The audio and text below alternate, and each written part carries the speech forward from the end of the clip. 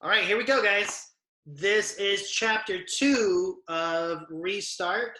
Now, something that you guys need to be aware of is that in chapter 2, this does a perspective change. So the first chapter, if we remember, was from the perspective of the character Chase Ambrose, and he's the one who fell off the roof, hit his head, and he's just trying to figure out who he is and where he is. He's forgotten everything. He doesn't even remember his mom. And it kind of appears that he's got a rough relationship with some of his family members and some weird interactions with the people around him. This second chapter is from the perspective of Shoshana Weber. All right, so chapter 2, Shoshana Weber. It starts off with a text message exchange. Shosh 466. Hey, little bro, want to smile? JW Piano Man, question marks? Shosh 466. Alpha Rat took a header off his roof and almost killed himself. Piano Man, by almost, you mean? Shosh, sorry, he's still alive, but supposedly messed up. Just got out of the hospital yesterday. Piano Man, any chance Beta and Gamma Rats fell with him? Shosh, nope, solo performance. Don't get greedy. Smiling yet? JW Piano Man, now who's being greedy? So that's kind of hard to understand, but it's some text messages back and forth between Shosh and Piano Man. I exit messages and call Joel because I'm worried about him. I always worry about him. He's my younger brother, 14 minutes younger anyway. But if the thought of Chase Ambrose falling off his stupid roof onto his stupid head doesn't bring a smile to Joel's lips, then something is seriously wrong. Besides the usual, hey, he answers. Even in that single syllable, I can pick up the discouraged tone in his voice. He's angry and homesick, and who could blame him? It's not like going away to boarding school was his first choice, or even his 20th. Is Melton getting any better? I ask, almost afraid to hear the answer. That's Melton Prep and musical conservatory in New Britain, Connecticut. What can I tell you? It's exile. I don't argue with him. How can I? Joe's a talented musician who belongs in a place like Melton, but that doesn't change the fact that he'd still be at home starting 8th grade at Hiwassee if it weren't for what happened. How are the other kids? Okay, he replies without much enthusiasm. All losers just like me. I'm probably not going to get picked on, if that's what you mean. There are no pickers here, only pickees. That bugs me. You're not a loser. You're there because you're winners. You have talent. There's a reason why I can't live in my own town, and it's nothing to do with playing the piano. It's Alpha Rat, and you know it. If he fell off a skyscraper instead of his own roof, I'd be on my way home right now. Pause real quick. Who do you think Alpha Rat is? Just unmute yourself if you think you know. They're using a different name for the character. I think it might be Chase because if he hadn't fallen off of his house instead of a skyscraper, he would be on his way home. So we think Alpha Rat, just using some context clues, is probably Chase Ambrose. Okay, cool. All right. I'll rewind it. There's a reason, this is from Joel. There's a reason why I can't live in my own town. And it has nothing to do with playing the piano. It's Alpha Rat, and you know it. If he fell off of a skyscraper instead of his own roof, I'd be on my way home right now. I have to let that pass because it's the bitter truth. Chase Ambrose and his 2 disgusting friends hounded my poor brother out of town. The thought of it amazes me, even though I saw it happen. I still can't figure it out. Chase isn't Darth Vader or Voldemort. He doesn't have the Force or dark magic powers. And yet, he, Aaron Heikeman, and Bear Bratsky made Joel's life so miserable that my parents had no choice but to find a school in another town. We tried to fight it. My dad spent so much time in the principal's office that would have made sense for him to leave a change of clothes there, but nothing could be done about the bullying. Most of the time, there was no way to prove who was doing it. A random foot tripped Joel up in a crowded hall.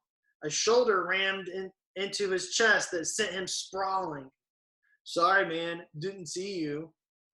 Dog poop pushed in through the vents of his locker, his clothes mysteriously disappearing from the changing room to be replaced by a rabbit suit. When a science project wound up smashed or a painting ruined in the art room, it was always Joel's. On the night of the talent show, when the fire alarm was pulled, it was during Joel's piano performance. It started with Chase, Aaron, and Bear. Eventually, though, it spread. The other kids, well, they couldn't help but notice that every time someone was making a fuss or protesting, got stuffed into a locker or mummified with toilet paper. It was always my little brother. Before you knew it, Joel was the school victim and the school joke. His life was practically unbearable. Who do you blame? The principal? Dr. Fitzwallace did what he could, but most of the time there wasn't any evidence. Sure, he could make the occasional try. There was this time Chase chucked a lacrosse stick at Joel's bike and the butt end got jammed into the spokes. Joel went flying over the handlebars and wound up with a sprained wrist, a black eye, and a nasty scrape along his jaw, stretching from chin to ear. There were plenty of witnesses to that one. Dr. Fitzwallace was all set to throw the book at Chase, a long suspension, the works. The school board overruled him. They agreed it was wrong to throw the stick, but instead that Chase couldn't have predicted it would result in serious injury. The real reason was that Chase was the town sports hero and the son of the last town sports hero. Chase's dad had a lot of admirers on that board, and my family didn't. The only time anyone was able to pin something on those three idiots, it had less to do with my poor brother than the fact that it cost the district money.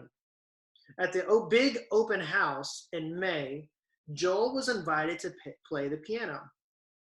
He's by far the best musician around here, even if none of the other kids appreciate it. Anyway, Chase, Aaron, and Bear planted 6 cherry bombs inside the school's baby grand, timed it for the middle of the performance.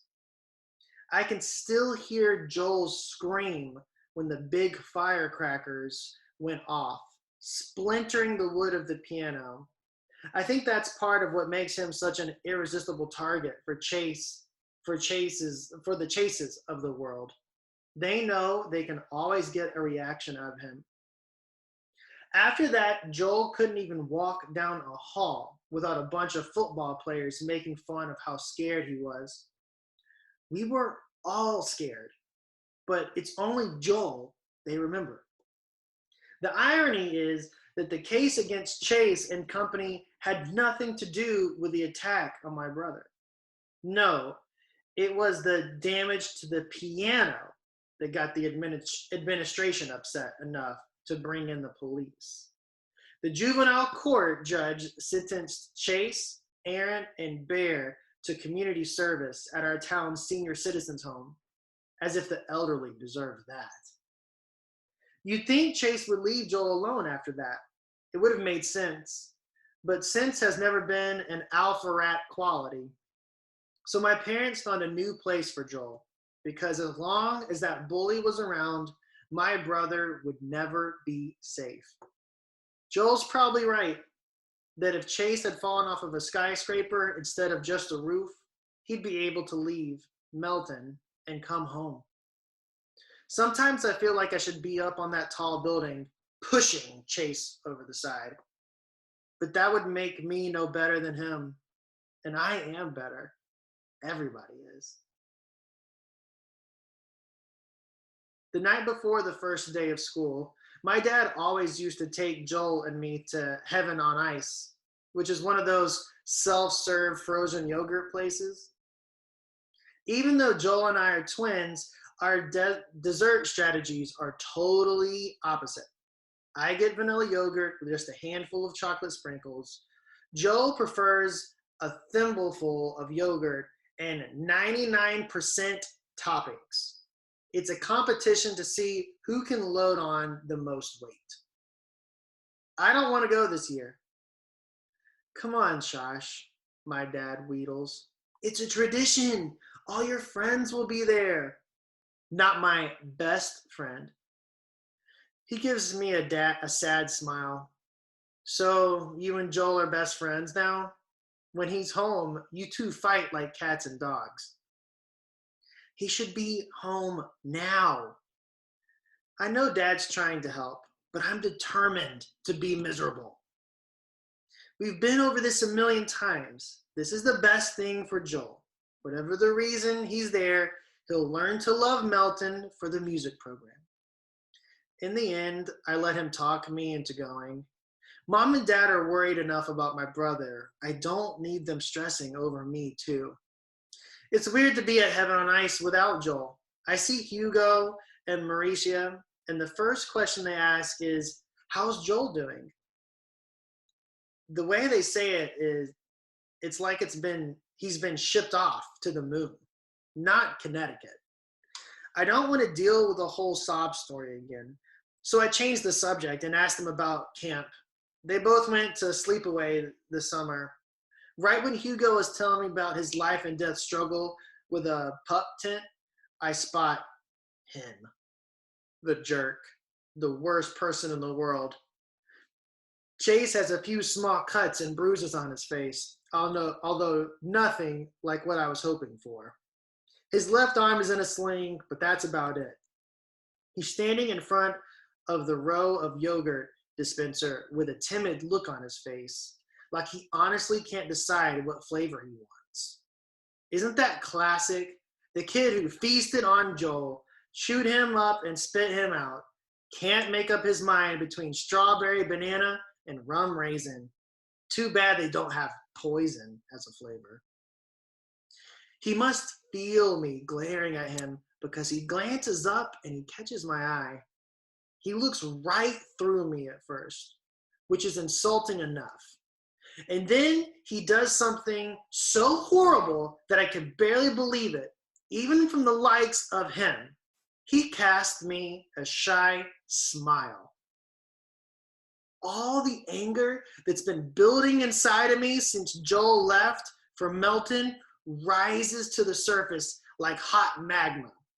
Before I have a chance to think about it and stop myself, I stalk over to Chase. I get right in his face and I tell him, "You've got some nerve grinning at me after what you did. You stay out of my way or you'll be sorry." I take my beautiful vanilla yogurt with chocolate sprinkles and I dump it all over his head and sweep out of the store. My father's in conversation with one of the other dads and almost misses me storming past. "Done so soon?" he asks. Then he looks back inside and sees our family's arch enemy, dripping frozen yogurt and sprinkles all down his face, dabbing at himself with a soaked napkin in his one free hand. "Car's around the corner," Dad mumbles, hurrying me away from Heaven on Ice. He's embarrassed, sure, but maybe also just a little proud. And how do I feel? I thought there was nothing Chase could do to make me madder at him than I already am. Now I stand corrected. Every time I think about it, my blood boils a little bit hotter. after all the bad history that went down between him and Joel, I swear he looked at me like he'd never seen me before in his life. Like he hadn't played a starring role in destroying my family. That is the end of chapter 2. And the next chapter, we're going to pop back over to Chase Ambrose's perspective. I know, right? What a cliffhanger. You guys' faces look surprised. Who thought that was going to happen? Anybody think that was going to happen? No. All right, you guys. Well, hey, y'all take care and be safe. I'm going to leave you with that. Today, I'm going to read the third chapter and post it to YouTube along with this recording. So on YouTube, you'll have chapter 1, chapter 2, and chapter 3. On Friday, we will read chapter 4 together. So you will need to listen to chapter 3 tomorrow or this afternoon, or even if you want to wake up super early, Friday morning. But just be ready, because Friday, on our Wacky Hat Day, we're reading chapter 4, okay? Send me your pictures as you get done with them. I'm going to continue working on mine to finish it up, and I'll post it to the Google photo album as well, okay? Until then, you guys be safe, stay awesome, and if you need anything, reach out to me, okay? Don't hesitate. Okay. Hope you guys are doing well, and I'll talk to y'all on Friday. See you. Bye. Bye. Bye. See y'all later. See you. Yeah.